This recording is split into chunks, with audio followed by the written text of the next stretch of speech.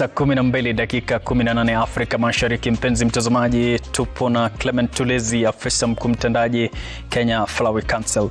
Tulezi, we are still discussing the challenges that we have faced the flower sector. There's something called acute shortage of cargo capacity at JKIA. What do you propose as a solution to that? For you to understand this, you must also understand what is actually happening. Mm-hmm. We have been serviced very well with especially foreign airlines. But now those foreign airlines have found better business elsewhere. Mm-hmm.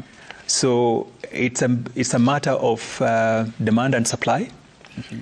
And therefore, when they're paid better, especially from Asia, then they have migrated some of those flights into where they can find a top dollar as opposed to Nairobi, because elsewhere they're finding close to between $6 and $8 per kilo, whereas in Nairobi we are ready to pay maybe $2.8.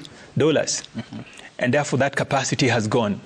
For a period of time now, it's about 1 month now, we are almost short by about 1,000 tons per week. Mm-hmm. And that is huge for a sector like ours, that in a week we need, currently we need about 3,800 tons per week.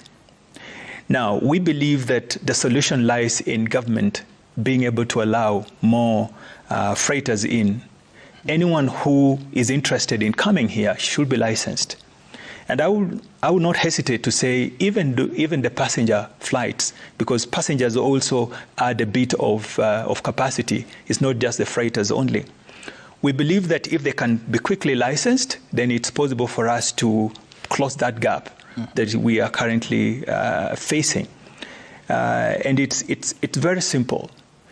For us, we think if anyone comes in, they want to put in 2 flights a week. Mm-hmm. If it's a 777 that can do 100 tons, then 2 flights will give us 200 tons, in a week. And if we have 5 that are willing to, then we can be able to close that quickly. Mm-hmm. The second is that we believe that the cost can come down, because it's not just on the capacity as we speak, is also the cost is gone up. We are close to $5 per kilo, something that we have not paid any time except the time of COVID. It's really, really crazy as we speak. So we believe that if the government can assess and see what are the factors that are pushing, these costs up, and are there incentives that the government can provide to be able to push these then downwards. Mm-hmm. Then the government can come in and say, yeah, we waive these for any airlines that want to come in, even for the shortest time possible. We have just started our high season between now and Mother's Day, which is basically in May. So we are asking if these measures can be put in place, even temporarily, between just now and May. Then I'm sure that come May or June, when we move into the low season, the capacity will stabilize, and the prices can also stabilize at that point. So these are suggestions that we're putting before government, that it's possible that the government can step in and allow as many people to come in, but also touch on the factors that are driving this cost upwards. Okay. There are also allegations of delays and cancellations of flights. What is the practical solution to that, and also the effect of this cancellation and the delays? Of course, the effect is that you lose your business, because exporters are dealing with contracts that have signed to supply a certain volume within a certain time. So you are going to lose your business to your customer who is foreign. They may want to understand, but these are not factors they really want to consider, because they are also in business. They also need to supply to other people. Mm-hmm. So for the sector, it's actually shrinking. And we don't see an expansion if that happens. Mm-hmm. But on the other hand, if we have delays, then we are asking, what should we do in the shortest time possible? We need to start reorganizing. Everyone within every stakeholder has to come on the table and understand what is the issue that we are dealing with. And each one of us has to play their part. You know, the shippers, the freight forwarders, the airlines, the government, for us who are in the private sector on this other side with the producers, exporters, every one of us has a share of what we need to do. I think dialogue is what will get us out of here. Okay. If we are not talking to each other, then it's very difficult to find a solution. I believe that the solutions are within the industry, and working together with government, we can be able to look at every stage and ask ourselves, what do we need to do here at every point? And then we can create a seamless movement around that supply. So it is possible. At the moment, it doesn't look like it's happening, but I believe that if we sit down, it's possible to find practical solutions around this. Could you possibly explain why some of the top flower farms are closing down? Just like any other industry, we go through a lot of challenges, but it's more to us because we are dealing with a fresh produce. Any impact, any decision that is made, even by government, has an impact on our sector that same day. It is not waiting. So we are finding that a lot of flower farms are really struggling, especially with the margins that are dwindling. We are seeing, tax levies have become an order of the day, and this is actually taking away the margins. And a lot of people are really struggling to be able to remain afloat.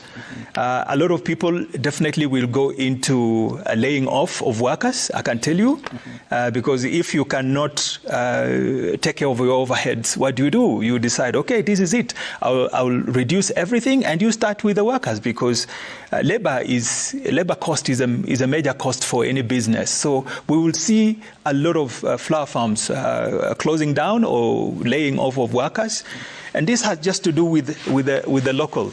We believe that with the kind of flowers that we grow, we have a market. So I don't want to think that the market is a problem. The struggles are much more local than what we find in the marketplace. Because if you grow a quality flower, you can be able to sell it in the international market. But here, the struggles of having to take care of all your bills on day to day, and the taxes. We are one of those industries that are paying a lot of taxes and levies, both to the county government and the national government. The last time we checked, we were actually paying over 50 taxes and levies. Very few businesses in Kenya can survive under those kind of circumstances. Some of them are double taxation, sometimes tax that is demanded both by the national government and the county government. So we have a whole myriad of challenges that we need to deal with. So if government wants to make this industry grow, they need to look at us in a different way. Look at our position and say, on our exports, probably we are among the top 2. So why can't they give us some holidays, some rebates? Look at us in a different way and say, okay, this one will waive for the sake of growing this industry. As I said earlier, we have a potential of growing double digits for this industry in the next 10 years. But this is taking, the taxes and levies are taking everything away. It's not that we don't want to pay, but sometimes it's a bit over. Yeah, no one is saying we don't want to pay taxes, but sometimes it's over when we look at how much we are paying and how much actually support we are receiving from government. It doesn't look like it's balancing out. We need a bit more support from government, and the fastest way to do this is to waive a bit of these taxes that are levied towards us, so that we can get to a place where we are attracting new investment, and those who are within are actually expanding. We are likely to see a stagnation of this sector if this does not happen, and jobs and other things, and including the foreign exchange that we put in this economy, will remain at risk. Okay. Asante sana. I know you understand a bit of Swahili. Asante sana. Thank you. And habari yako? Nzuri sana. Asante sana Clement kwa kutuelekeza siku ya leo kwako mtazamaji, na bila shaka bado tutasalia papa hapa kuzungumza naye kuhusiana na zile changamoto ambazo zipo katika sekta ya maua. Usikwende popote, usibonyeze kidoboshi chako, salia nasi.